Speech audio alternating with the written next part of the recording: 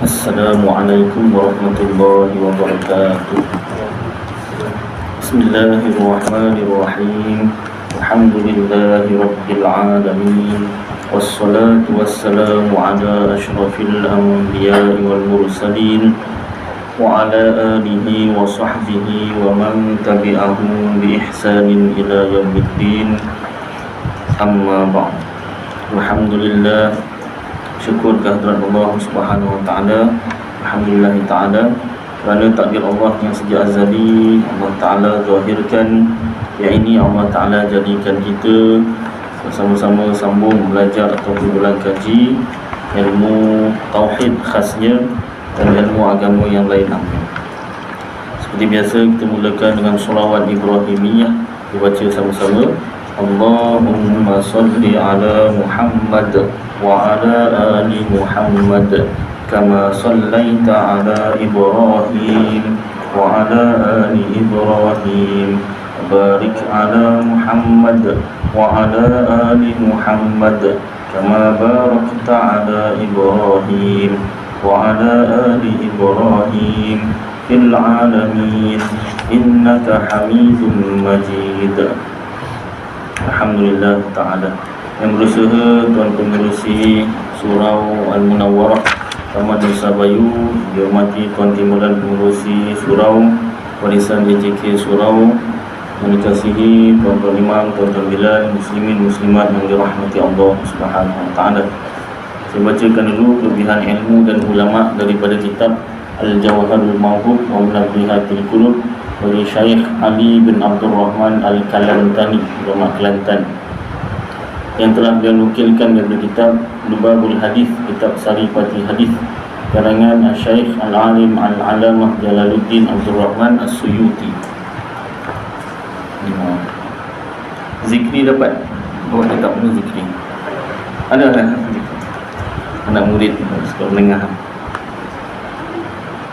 Baik, ke surat 24 ini yang kita baca.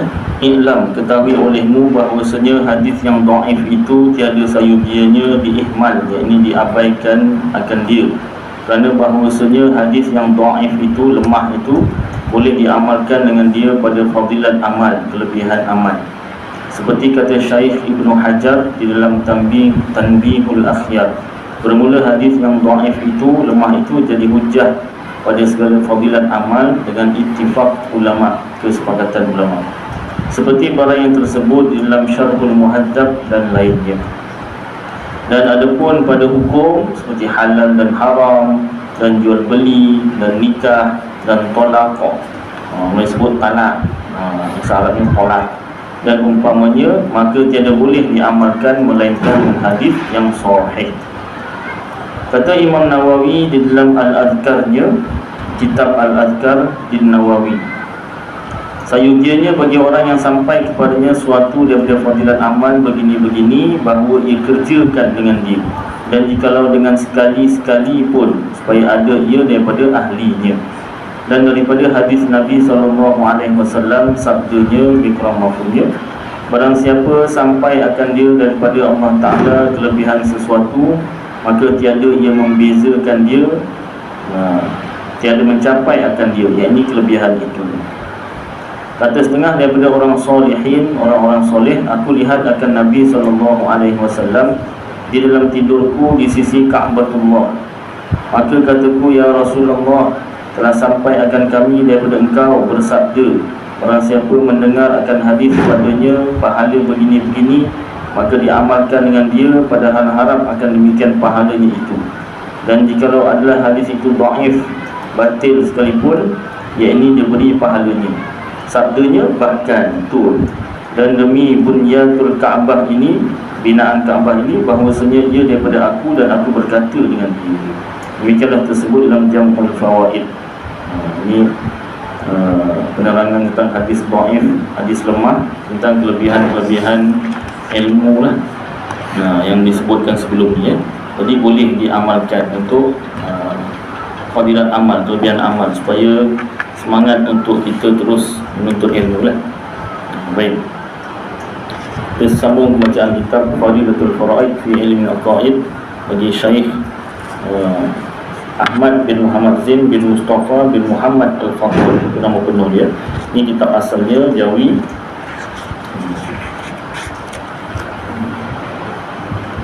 Ulama Fadl, ulama Patani lah, Thailand, orang Melayu Thailand ya, ulama Melayu Thailand. Yang Rumi muka surat 7. Erti wajib pada syarak. Allah Akbar. Maaf. Lawan ni muncul Erti wajib pada syarak ialah apabila dikerjakannya diberi pahala dan apabila ditinggalkannya diseksa. Ini dapat dosa lah. Seperti mengetahui adanya Allah Ta'ala. Akademik tu wajib. Kalau mak bapaknya tak hantar, mak bapaknya boleh kena penjara. Pasal tak tidak memberi pendidikan yang sempurna pada anak tu kan. Tapi dari segi sekolah agama tak ada kewajipan, dari segi undang-undang lah. Tetapi kalau dari segi undang-undang agama, mak bapak tu sendiri wajib ajar. Tak mampu, sama ada tak pandai atau masa tak cukup. Saya pandai ustaz, tapi masa tak ada, busy contoh kan. Jadi hantar ke sekolah agama. Jadi hantar ke sekolah agama tu jadi wajib lah. Dari segi hukum tu wajib. Pasal apa? Nak mengetahui adanya Allah Ta'ala kan? Jika mengetahuinya diberi pahala dan jika tidak mengetahuinya disiksa. Erti wajib, mustahil dan harus pada akal. Habislah tentang wajib syarak masuk wajib, akal, mustahil akal dan harus akal. Erti wajib, wajib akal. Erti wajib pada akal ialah apa yang tidak terfikir pada akal tentang ketiadaannya. Senang cerita, perkataan lain mesti ada. Akal kita kata benda ni mesti ada, tak boleh tak ada. Itu maksudnya tu. Apa yang tidak terfikir pada akal tentang ketiadaannya, benda tu mesti ada lah. Contoh dia kata iaitu seperti jisim, objek itu tiada mengambil lapang. Tak terfikir akal objek tu tak mengambil lapang, tak mengambil ruang. Botol ni dia tak mengambil ruang, dia tak ada, tak perlu ruangan dekat dunia ni. Mana akal kita terima? Ataupun contoh yang lebih mudah, apa nama ni, siapa ahli sains tu, dia mandi dalam kolah. Bila dia mandi dalam kolah, air keluar, kolah tu penuh. Bila dia masuk tu, air keluar. Berapa banyak air yang keluar? Sebanyak mana badan dia tu lah, berat badan dia. Maknanya badan dia tu mengambil ruang dan lapangan. Air terpaksa keluar untuk memberi ruang kepada badan dia. Tak diterima akal, badan kita ni tak mengambil ruang. Kalau kita masuk dalam kolah, tak ada, penuh kolahnya, kita masuk, air tak keluar, tak ada. Mesti keluar dia air. Gitu kan. Itu wajib akal, mesti. Pendek ceritanya, pendek ayat pendeknya, mesti ada. Mesti wujud, mesti berlaku kan. Erti mustahil akal. Erti mustahil pada akal ialah apa yang tidak terfikir pada akal tentang adanya. Terbalik pula. Tak terfikir tentang adanya, mesti tak ada lah. Ringkasnya tu mesti tak ada, mustahil ada, tak diterima akal adanya. Yang pendek macam tadilah, mesti ada. Yang ni mesti tak ada. Iaitu contoh seperti adanya yang tidak berlaku gerak dan tidak berlaku diam pada jirim. Botol ni dia tak bergerak dan tidak diam. Tak bergerak tu boleh terima lagi. Tak bergerak maknanya dia diamlah. Ni tak, gerak pun tidak, diam pun tidak. Mana boleh ustaz? Dia kalau tak bergerak maknanya dia diam. Dia kalau tak diam maknanya dia bergerak. Kalau botol susah sikit nampak. Handphone, orang call ada vibrate, betul tak? Handphone ni kalau orang tak call, dia diam, dia tak bergerak. Tapi kalau ada orang call, dia akan bergerak, vibrate, bergetar. Bergetar ke bergegar? Bergetar. Jadi itu bahasa Melayu tu kena tanya Zikri. Tingkatan 3 kan, bergetar ke apa tadi tu, bergegar. Apa beza ni? Waalaikumsalam warahmatullahi. Jadi akal kita tak terima suatu benda tu gerak dan diam dalam satu masa. Tak boleh, mesti salah satu. Kalau dia diam, maknanya dia tak gerak lah. Kalau dia bergerak, dia mesti diam. Kalau dia tak bergerak, mesti diam. Kalau dia diam, dia tak bergerak. Salah satu mesti ada, diam atau gerak. Apatah lagi kalau tak diam dan tak bergerak, lagi mustahil. Yang ketiga, erti harus akal. Erti harus pada akal ialah apa yang sah diterima pada akalnya tentang adanya dan tiadanya, iaitu seperti gerak jisim dan diamnya. Jadi itu harus akal. Sesuatu objek itu bergerak, harus boleh. Sesuatu objek itu diam, boleh. Dalam satu masa lah. Bukan satu masa, dalam masa yang berlainan lah. Maknanya harus akal tu maknanya boleh diterima akal. Itu secara ringkas, wajib akal, mustahil akal dan harus akal. Dalam kitab lain, contoh Risalah Tauhid, lainlah contoh dia, lain penerangan dia. Tapi asasnya samalah. Kewajipan mengetahui dalil wajib, mustahil dan harus. Kenapa? Apakah kewajipan? Wajib ke? Kita belajar tentang wajib akal, mustahil akal dan harus akal ni. Setiap orang yang mukallaf yang wajib menanggung dosa pahala, iaitu yang cukup 5 syarat. Ulang kaji lagi syarat mukallaf. Yang pertama, akil, berakal. Akil tu maknanya berakal. Ada budak nama Akil kan kat sekolah. Akil tu berakal. Itu budaknya pandai. Nama dia berakal. Akil, berakal. Yang kedua, baligh, cukup umur. Yang ketiga, lahir selepas kebangkitan Rasul. Yang keempat, sihat pendengaran atau penglihatan sekurang-kurangnya, salah satu. Maknanya kalau dia dapat mendengar saja, dia buta, dia cuma boleh mendengar, wajib belajar lah, wajib belajar dan mengamalkan. Ataupun dia tak boleh mendengar, dia cuma boleh melihat sahaja. Dia tak buta tapi dia tak boleh mendengar, dia juga wajib membelajar dan mengamalkan ajaran Islam. Dan yang keempat, sampai ajaran Islam kepada ni. Cukup 5 perkara ni, mukallaf lah dia, wajib menanggung dosa pahala sendiri. Setiap orang yang mukallaf diwajibkan secara fardu ain, wajib aini, maknanya setiap orang mengetahui dalil setiap yang wajib, yang mustahil dan yang harus itu. Kenapa? Supaya ia tidak menjadi orang yang bertaklid, turut semata. Kalau bahasa Melayu betul, turut semata-mata, menurut je. Dia ikut aja orang. Betul orang tu, betul lah dia. Salah orang tu, salah lah dia. Itu bertaklid. Jadi daripada ikut saja, wajib belajar dalil wajib, mustahil dan harus tu. Wajib dari segi syarak, untuk belajar wajib akal, mustahil akal dan harus akal, supaya tahu dalil. Tak menjadi orang taklid, iaitu orang yang jazam, pasti, dengan kata orang lain, tanpa mengetahui dalilnya. Dia cuma ikut orang tapi tak tahu dalilnya.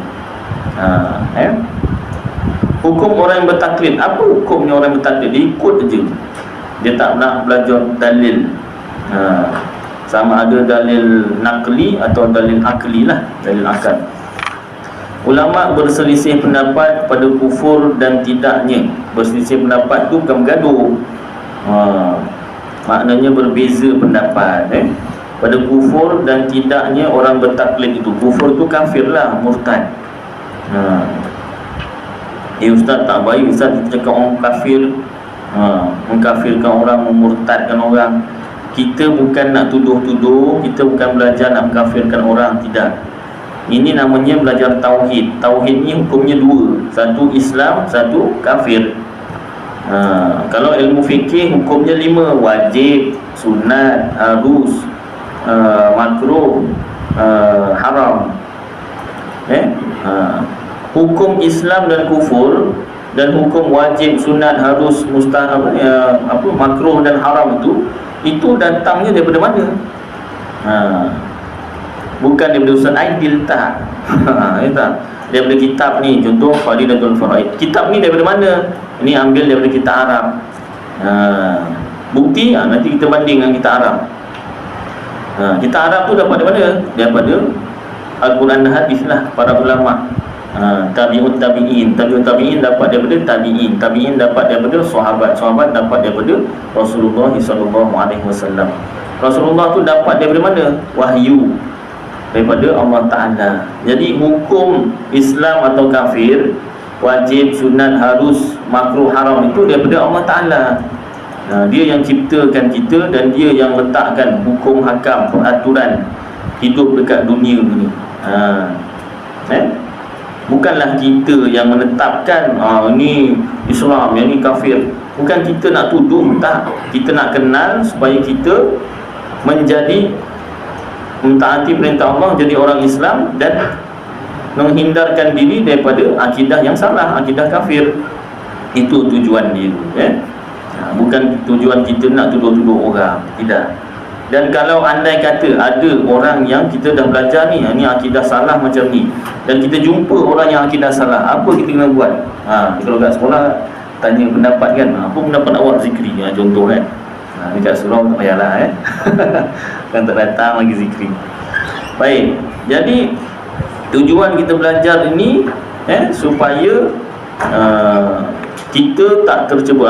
Kalau kita jumpa orang yang akidahnya salah, bukan kita terus marah dia, atau kita tinggalkan dia, atau kita menjauhkan diri daripada dia. Tak, tugas kita yang pertama kena dakwahkan. Panggillah nama, contoh siapa kan. Contoh siapa lah, Zaid lah. Zaid. Kenapa Zaid? Sebab dalam kitab Imam tahulah, dalam kitab bahasa Arab, kalau belajar nahwu bahasa Arab, Kawakib Duriyah ke, dia suruh buat contoh nama Zaid dengan, kalau lelaki Zaid, kalau perempuan Hindun. Sebab jarang orang nama demikian, tapi sekarang ramai juga yang nama macam tu kan. Jadi si Zaid akidahnya salah, contoh. Kalau kita jumpa si Zaid ni, beritahu dia, Zaid, minta maaf, saya ni bukan nak sangka buruk, tapi sebab awak dah bercakap. Kita tahu tu pun sebab dia bercakap, bukan tengok atas bawah, ni salah ni, sesat, tak boleh. Tengok lain macam dia baju dia kan. Kena suara pendek pula tu, sokok, ada tindik pula telinga. Ya apa? Bukan telinga je tindik, lelaki tindik telinga sebelah je. Dua-dua pula pun tak boleh, apa lagi sebelah. Lidah pun ditindik, apa lagi? Macam-macam ditindiknya. Suka betul tindik, bukan sakit ke tindik. Perempuan tu pun tindik, dia nak pakai antian tinggi, lelaki antian tinggi, apa. Jadi tak boleh kita tengok-tengok luaran macam tu, pakaian macam tu, kita pun anggap dia ni akidahnya sesat, salah. Tak boleh. Dan satu orang yang pakaiannya berjubah, berserban ni bukan nak condemn pakaian tu, tak. Nak cerita, jangan orang Jawa kata don't judge a book by its cover. Orang Jawa yang pandai cakap Inggeris. Don't judge a book, bahasa Jawa sikit lah, by its cover tu kan. Jangan kita tengok luaran. Andai kata berjubah, serban, bela janggut, kayu sugi kat telinga, tak? Sunnah tu. Kayu sugi tu bukan setakat gosok gigi je. Cara letak kayu sugi kan, ni telinga ni. Geli Ustaz. Geli, awak geli, cerita lain. Orang yang buat macam tu dapat pahala sunat tu. Kan? Lagi apa? Pakai minyak atar. Orang biasa pakai minyak moden kan. Kan? Ini pakai minyak atar. Lagi apa?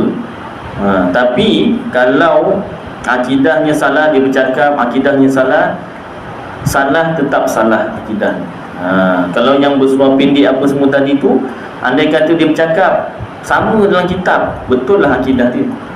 Ya, suara pendek tu salah lah, haram pasal bau atas lutut. Itu pun kalau dia bermazhab Syafi'i. Oh, macam lain boleh Ustaz? Tu nanti cerita lain, tak boleh kuliah sini.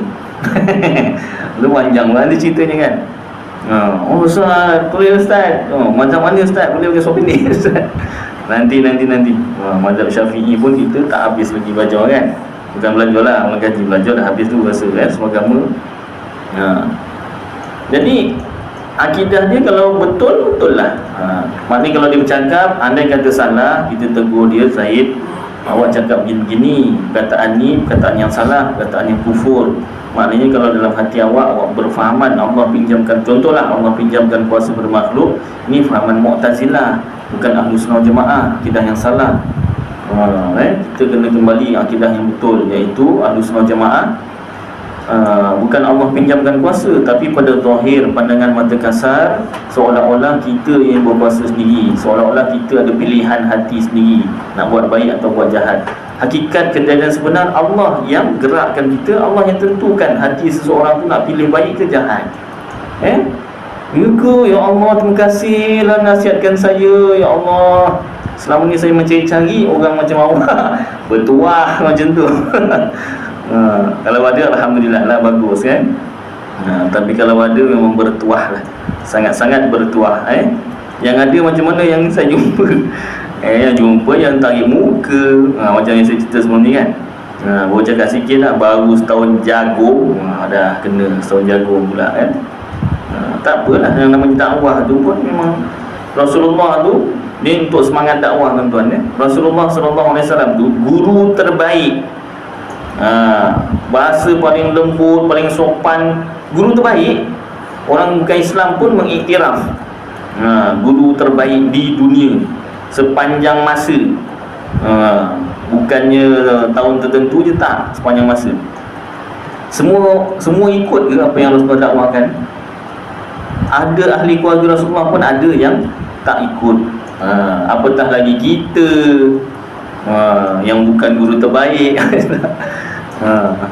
Yang asyik nak marah je. Budak sekolah tahulah, ustaz ni sikit-sikit marah. Tapi kalau tak ada sebab, ustaz tak marah. Ada sebab je marah kan. Apatah lagi kita kan, memanglah akan ada yang tak ngikut. Tak apa, biasalah kan. Itu untuk semangat lah, untuk kita teruskan dakwah, jangan putus asa, ya tak? Baik, sambung kan. Hukum orang yang bertaklid, ulama berselisih pendapat tentang orang yang kufur atau tidaknya orang bertaklid tu. Macam mana ni? Ada ulama kata kufur, ada yang kata tidak. Kaul atau pendapat yang sahih, yang sah, yang betul, mengatakan ia masih mukmin. Mukmin mana? Orang Islam, beriman. Masih orang Islam yang beriman. Tetapi berdosa, tapi dia berdosa. Beriman tetapi berdosa. Boleh ke Ustaz? Boleh. Iman tu dalam hati, dosa tu perbuatan dengan tangan. Belajar tauhid itu wajib. Bergerak tu, gerak pergi belajar, mendengar, itu perbuatan. Pahala dosa tu dengan perbuatan kita. Hati pun boleh jadi juga. Tapi dari segi yang ni nak dihuraikan, mukmin tu hatinya betul. Syaratnya orang yang diikut tu betul lah. Cuma dia tak belajar dalil. Kenapa dia berdosa? Kerana meninggal belajar. Bukan meninggal belajar, meninggalkan belajar. Meninggalkan belajar, tak belajar. Tak belajar apa? Belajar dalil lah. Dia mengikut dia orang. Ikut orang tu bukan belajar Ustaz. Dia belajar tapi dalilnya tu dia tak belajar lah. Belajar sampai tahap Allah wujud, kidam, baqa' dan seterusnya. Tapi dalil wujud Allah, dalil kidam, baqa' tu dia tak belajar. Dan hendaklah dia memikir, bicarakan tentang dirinya jika ia adalah orang yang demikian. Kena semaklah diri kita. Itu pendapat yang tamat, yang kuat. Dia masih lagi beriman. Tapi bahayalah, jangan sampai kita tak belajar dalil ni. Habis yang kat suragama tu belajar dalil Ustaz, belajarlah. Kalau ingat lagi kan, kitab suragama tu kalau ada dekat rumah lah, kadang tak nak disimpan kan. Ni apa nama, jual ataupun bagi kat orang sedekah, atau bagi kat surau masjid, kan, tak disimpan. Simpan tuan kenapa? Kalau nak bagi orang boleh juga, bermanfaat lah kan. Cuma kalau simpan kat rumah tu boleh buat ulang kaji. Kalau tak nak ulang kaji kat rumah, datang majlis-majlis kuliah bawa kitab, yang berkitab. Baik. Apa yang tak berkitab salah Ustaz? Tak salah, tapi bahayalah. Bukannya ada saya jumpa ustaz yang hafal kitab, bukan macam saya tak hafal. Buka kitab bolehlah baca, tutup kitab ni katalah blank out ni, tangguh kuliah tak ingat. Ya tak? Ada saya pernah jumpa, dia mengajar orang tu tak buka kitab, tapi anak murid dia tu tak perasan lah, anak murid tu dengar je lah. Bila guru dia meninggal dunia, dia jumpa guru yang lain. Senang cerita, dia jumpa guru saya lah. Guru saya ni buka kitab. Bila buka kitab Aqidatul Najin, dia dengar isi dalam kitab, kenapa sebiji-sebiji macam yang guru aku ajar? Sebiji saling tak tumpah. Rupanya arwah guru dia tu, almarhum guru dia tu hafal kecipal gitu. Hafal kecipal, betul-betul hafal isi kitab tersebut. Jadi itu saya pernah jumpa ada yang macam tu. Jadi tak boleh juga cakap orang ajar tak kitab ni salah, tak. Cumanya kalau kita nak semak lagi bagus, ada kitabnya lagi bagus, lagi kuatlah pegangan kita kan. Baik, maksud dalil ijmali. Dalil ijmali ini umum, ringkas, iaitu ialah suatu dalil di mana empunyanya, soal 4 di mana empunyanya tidak berupaya menetapkannya. Empunyanya itu siapa? Orang lah, orang yang belajar dalil ijmali itu tidak berupaya menetapkan, dia tak boleh, tak mampu nak menetapkannya dan menghuraikan segala syubhat, syubhat yang samar-samar lah. 5 nota kakinya kita tengok, katanya menetapkannya. Menetapkan apa? Artinya menyatakan dalil itu sebagaimana yang dituntut. Seperti apabila ditanya orang, dari sudut manakah keadaan alam ini yang dapat menunjukkan adanya Tuhan?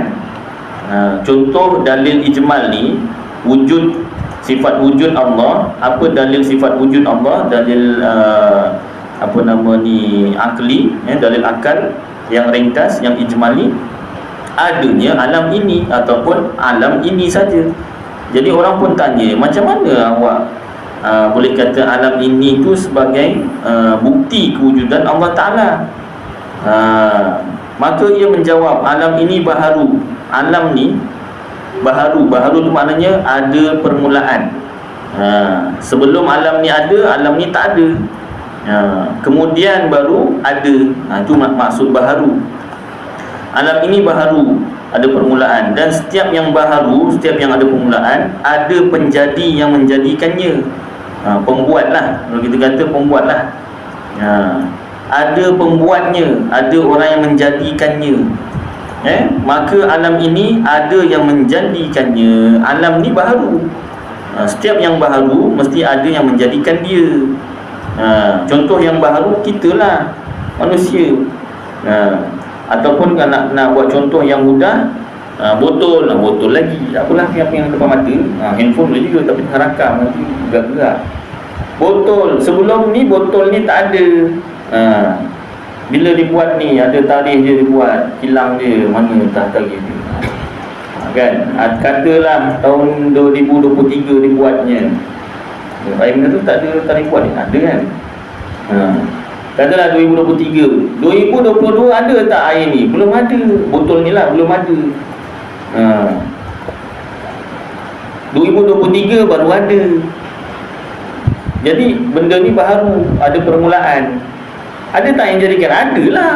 Kilang, manusia ke, mesin. Ada tak benda yang tak ada permulaan? Tak ada. Benda, objek yang tak ada permulaan. Senang cerita makhluk lah. Ada tak makhluk yang tak ada permulaan? Tak ada. Yang tak ada permulaan hanya Allah. Allah Ta'ala tak ada permulaan. Bukannya Allah Ta'ala tu mula-mula tak ada, kemudian baru ada. Tak. Allah Ta'ala punya ada tu tak macam tu. Kewujudan Allah tu bukan dimulakan dengan tak ada, kemudian baru ada. Tak. Itu makhluk. Kita, botol ni, semua makhluk. Makhluk tu apa Ustaz? Selain Allah Ta'ala. Istilah dalam kitab ma siwallah, barang yang selain Allah, itu semuanya makhluk. Makhluk tu kataan bahasa Arab maksudnya apa? Yang dijadikan. Siapa yang dijadikan? Selain Allah. Sebab Allah lah khaliq, yang menjadikan. Baik, jadi dia kata sini, alam ini baharu, alam ni ada permulaan, dan setiap yang baharu, yang ada permulaan tu, ada penjadi yang menjadikan dia, mesti ada yang jadikan. Maka alam ini ada yang menjadikan dia, iaitu siapa? Tuhan Allah. Kenapa Tuhan? Tak bolehlah tak Tuhan. Sebab kalau bukan Tuhan, makhluk mesti ada yang jadikan. Ini mesti Tuhan. Itu huraian untuk dalil alam ini tu sebagai dalil wujud, sifat wujud Allah Ta'ala. Tapi dia tak dapat huraikan dalil ijmal, di dalil umum dia, dalil umum dia cuma cakap apa dalil wujudnya Allah alam ini, itu saja. Dia tak dapat nak menerangkan macam tu. Yang ini kalau diterangkan macam tu, itu dah kira tafsili. Yang bawah tu nota kaki tu, itu penerangan tafsili, terperinci. Tafsili itu bahasa Arab, bahasa Melayu terperinci, detail. Orang Jawa kata detail. Orang Jawa yang pandai cakap Inggeris, detail. Dia tak mampu nak uraikan. Itu pun dah cukup, terlepas daripada taklid. Kalau satu orang dia belajar sampai dalil ijmal tu pun, dalil ijmali tu pun, umum ringkas tu, apa bukti Allah tu wujud, alam ini pun dah lepas daripada taklid. Dia dah bukan ikut-ikut lah, dia dah ada dalil. Dan menguraikan segala syubhat, 6 nota kakinya. Katanya syubhat, bahasa Arabnya syubhat, artinya kesamaran, dan dikendaki dengannya ialah perkara-perkara yang merangkumi segala penentangan yang didatangkannya oleh pihak lawan. Penentangan, hujah lawan lah, hujah pihak lawan. Dia tak dapat nak tolak. Habis kalau macam ni kenapa? Tak dapat jawab. Contoh contoh macam mana nak buat contoh? Kalau saya pernah buat contoh, kenapa orang Islam percaya Tuhan tu satu?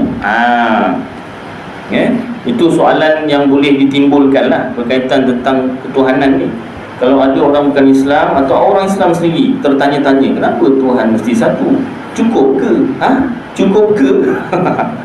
Yang namanya Tuhan tu satu dah cukup. Jadi jawapannya begini, yang ringkas. Tuhan mesti satu, tak boleh dua.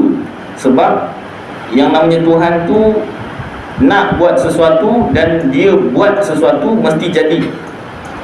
Yang tak jadi tu manusia. Niatnya nak buat di rumah, contohlah bukan awak, orang lain. Niatnya nak buat di rumah, tapi kat rumah tu mak suruh ni, mak suruh tu, bapak tu suruh tolong tiru, contohlah kan, tak terbuat. Niat dah ada. Esok cikgu tanya kenapa tak buat. Tapi bagi alasan munasabah tak apa, diterima. Ustaz Aidil tak marah kalau ada alasan munasabah. Tak ada alasan dia kena tu. Jadi itu manusia. Allah Ta'ala ataupun Tuhan nak sesuatu, dia nak sesuatu, dan dia jadikan, buat sesuatu tu mesti jadi. Tak boleh tak jadi. Contoh kalau ada dua Tuhan, macam mana nak jadikan sesuatu benda? Perumpamaannya, kita ambil dua batang pen. Rasa saya pernah sebut contoh ni kan. Ambil dua batang pen yang matanya paling kecil, matanya paling halus. Yang saya pernah jumpa 0.5 lah. Kalau ada lah, contoh kalau ada 0.1, rasa macam tak ada, tak nampak tulisannya. 0.5, pen 0.5, kecil lah tu, mata kecil. Cuba buat satu titik. Tak payah lukis lah. Awak lukis kan, suruh lukis orang jadi binatang. Suruh lukis binatang ini jadi binatang ni pula. Tak payah lukis. Buat satu titik. Dua pen, buat satu titik. Senang Ustaz. Ni kalau buat eksperimen bagus juga kan. Kalau kat sekolah kan. Apa nama ni, buat satu titik, gunakan dua batang pen, mata paling kecil 0.5. semua masing-masing buat. Semua tunjuk. Tengok pakai, tak payah pakai mikroskop, nampak je tu kan. Pakai kanta boleh lah, besar sikit kan. Masing-masing rasa macam berjaya lah buat. Berjaya buat, tunjuk. Dia tunjuk, ini satu titik ni, bukan satu titik nama dia, ini 2 titik bercantum. Saya nak satu titik. Mana boleh Ustaz? Contohlah kan. Memang tak boleh pun. Kalau paling rapat pun dirapatkan tu, dapat 2 titik bercantum. Dia takkan jadi satu titik. Itu baru pen, itu baru nak buat titik. Cuba bayangkan, you kata kalau yang tak percayakan Tuhan tu satu, ataupun dia bertikaikan, kalaulah Tuhan ada 2, Tuhan A katakan nak turunkan hujan, turun B tak nak, apa jadi? Turun kejap, tak kejap, sekejap turun, kejap tak turun. Itu tak tertunai. Tuhan A nak hujan tapi tak tertunai, Tuhan B pula tak nak hujan, tak tertunai. Tak boleh, mustahil, tak diterima akal. Yalah, baguslah kalau dia jalan. Kalau malah lah mau fikir ada hal lain tu sudahlah, biarlah kan. Kita bagi hujah dalil. Apa lagi Tuhan 2 tak boleh. Apa lagi yang percaya banyak Tuhan, lagilah. Saya ada Tuhan baik, Tuhan jahat. Ya tak? Jadi kalau tuan-tuan berani, boleh bual-bual, jangan ajak gaduh. Itu belajar bukan nak bergaduh. Kan, ajak bual-bual kan. Dia tak terima, tak apa dah, diam je. Kalau nak terima, betul lah. Yalah. Terima kasih ya. Baguslah. Kalau macam itu kan, bertuah lah kan. Alhamdulillah lah kalau dapat macam tu kan. Jadi itu menghuraikan segala syubhat. Dia tak pandai nak huraikan syubhat pun, itu pun dah cukup. Kalau dapat huraikan lagi bagus. Maknanya kalau dapat hurai macam nombor 5 nota kaki ni, dan dapat huraikan nombor 6 ni tadi, itu dah belajar fardu kifayah. Dan tak wajib fardu ain. Pasal bukan semua orang pandai nak mematahkan hujah lawan. Tak. Mula-mula pandai, bila sampai masa hilang semua, blank. Pun payah juga kan. Bukan senang benda tu kan. Macam menyanyi, dah hafal lirik apa semua kan. Sekali sampai pentas, hilang semua. Macam zikri dia hafal, tak apa. Dia suara merdu tu. Kat sekolah, nasyid masuk, qasidah masuk kan. Biasa kat pentas. Baik, jadi dalil tafsili itu terperinci, maksud Isyarat. Dalil tafsili itu atau terperinci itu fardu kifayah.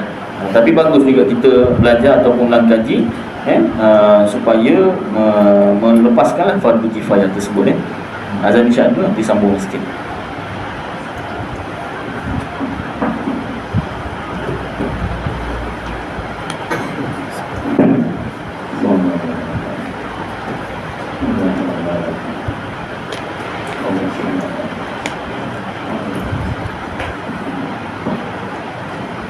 Allahu Akbar, Allahu Akbar, Allahu Akbar, Allahu Akbar. Asyhadu an la ilaha illallah, asyhadu an la ilaha illallah.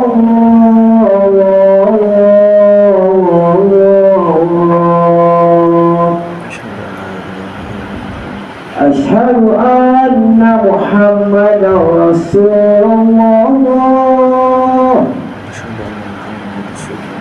asyhadu anna Muhammadar Rasulullah.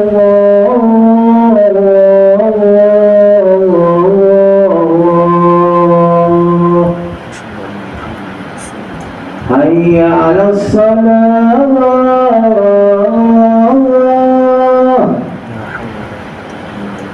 hayya 'alas salah,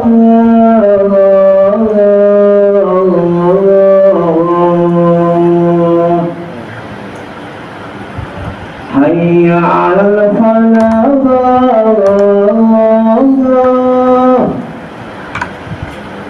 hayya hayya 'alal falah.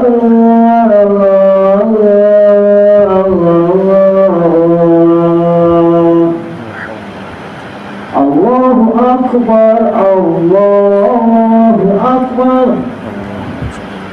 La ilaha illallah.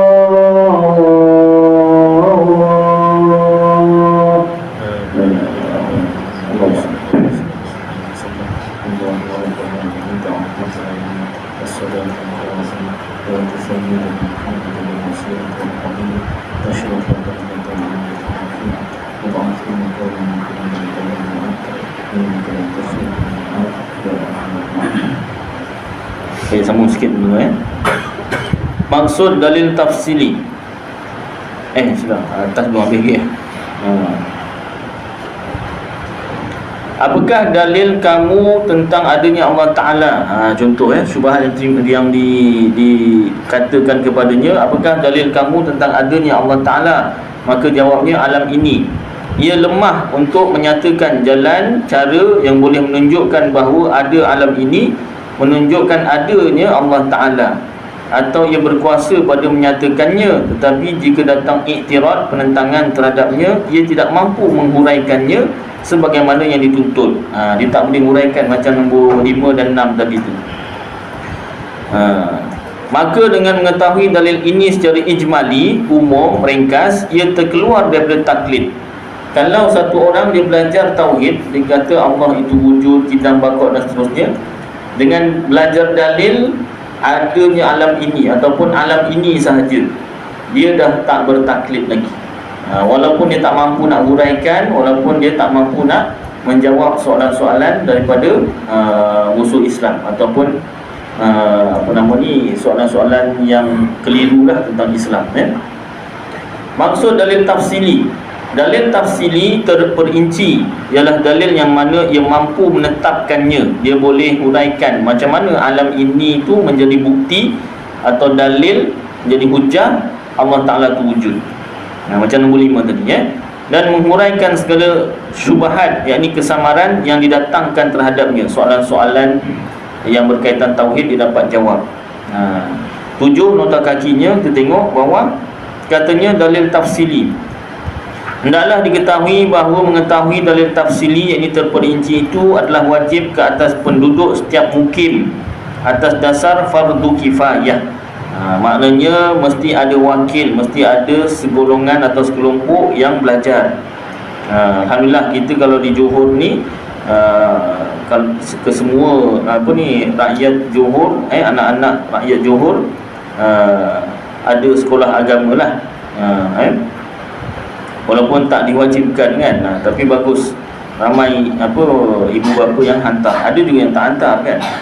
Tapi itu boleh jadi berdosa lah kecuali kalau dia sendiri menyampaikan ilmu tauhid, fikir, tasawuf pada anak dia Maka apabila salah seorang daripada mereka mengambil tanggungjawab itu, fardu kifayah ni, ada orang buat formula, seorang buat, lain tak payah. Betul lah tu tapi kalau seorang tu meninggal, dah cari lagi yang lain kan. Jadi biar ramai sikit.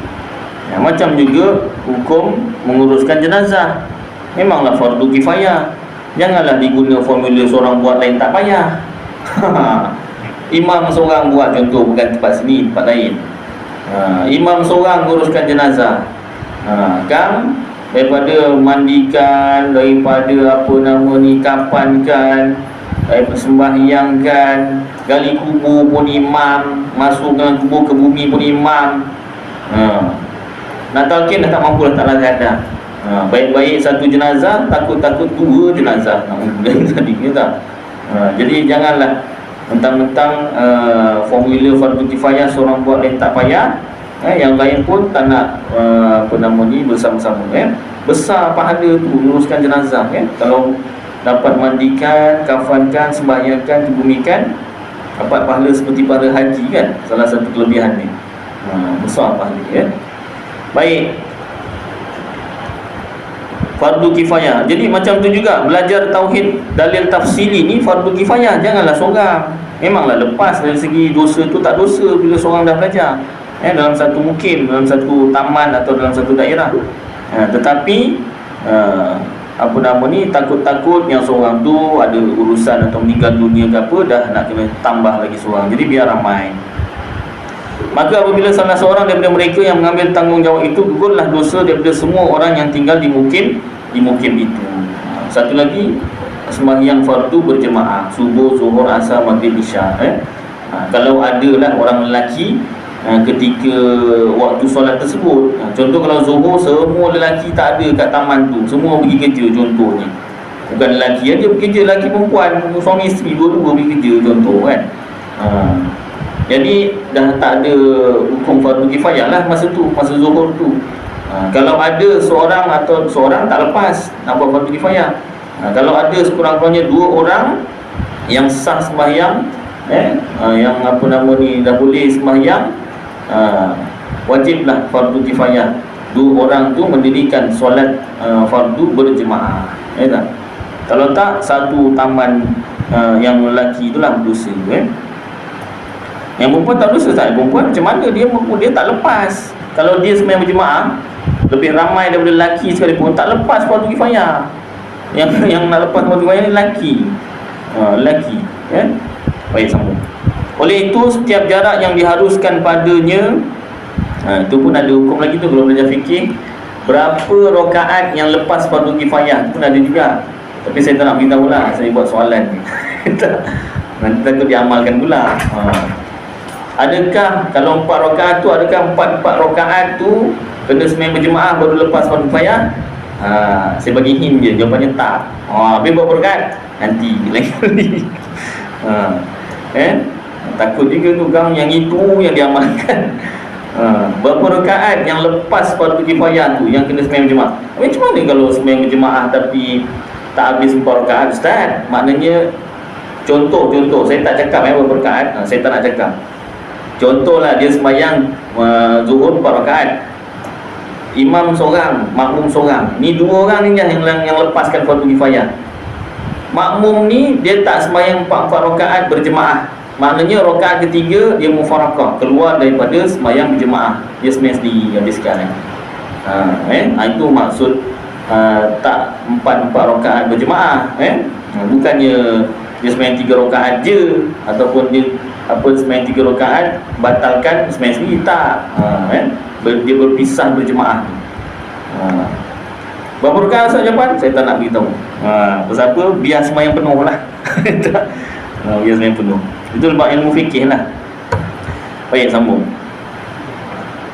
Maka bila salah seorang daripada mereka mengambil tanggungjawab itu, gugurlah dosa dari semua orang yang tinggal di mukim itu. Oleh itu setiap jarak yang diharuskan padanya bersembahyang qasar, sembahyang pendek, zuhur, asar jadi 2 rakaat, isyak jadi 2 rakaat. Kalau apa nama ni ikut yang sebelum ni 92 km, Johor yang terbaru 81 81 km. Jadi setiap jarak tu mesti ada satu orang yang mengetahui dalil tafsili. Senang cerita setiap daerah lah. Lagi mudah. Dan segala hukum syarak yang lain, bukan tauhid aja ni, hukum syarak lah. Fikih, ibadat, nakahat, muamalat, jinayat, faraid. Dan pada setiap daerah musafah adwa, wajib ada seorang hakim kerana banyak berlaku perbantahan. Itu dalam kitab Syarqawi. Baik, sambung lagi sikit. Akidah yang wajib diketahui. Seterusnya kami hendak menyatakan segala akidah yang wajib diketahui pada syarak, pada syariat agama Islam, mengenai segala perkara yang wajib akal, apa dia, yang mustahil akal, apa dia perkara-perkara itu, dan yang harus akal pada hak Allah. Tadi kita dah belajar apa dia wajib akal, mustahil akal dan harus akal. Dah ulang kaji. Perkara-perkara yang wajib akal bagi Allah, mustahil akal bagi Allah, dan harus akal pada hak Allah Ta'ala, wajib kita ketahui. Dan hak sekalian Rasulnya, begitu juga wajib akal bagi Rasul, mustahil akal bagi Rasul, dan harus akal bagi Rasul. Serta kami iringkan setiap akidah itu dengan dalilnya, huraian dalil itu sekali. Dan setiap dalil itu akan menyabitkan, menetapkan yang wajib dan menafikan, menidakkan yang mustahil. Jadi sampai situ je tuan-tuan. Nanti kita akan sambung lagi insya-Allah. Mudah-mudahan apa yang kita baca dan dengar bersama jadi manfaat untuk dari saya dan tuan-tuan. Kita kuliah kita minggu kedua dan minggu keempat, Rabu kedua dan Rabu keempat. Kadang-kadang Rabu ni ada sampai 5 minggu. Jadi Rabu kedua dan Rabu keempat, supaya tak confuse kan. Kadang-kadang ada kuliah tu kuliah hari Sabtu minggu ke berapa Ustaz? Minggu ke berapa saya tak nak sebut. Saya sebut Sabtu pertama, Sabtu kedua, Sabtu ketiga, jadi lebih senang. Sebab kadang-kadang harinya, minggunya berlainan. Baik. Jadi mudah-mudahan dapat kita amalkan dan sampaikan insya-Allah. Aqulu qawli hadza wa astaghfirullahal azim li wa lakum wa lisairil muslimina wal muslimat wal mu'minina wal mu'minat fastaghfiruhu wa ya fawzal mustaghfirin wa ya najatat taibin.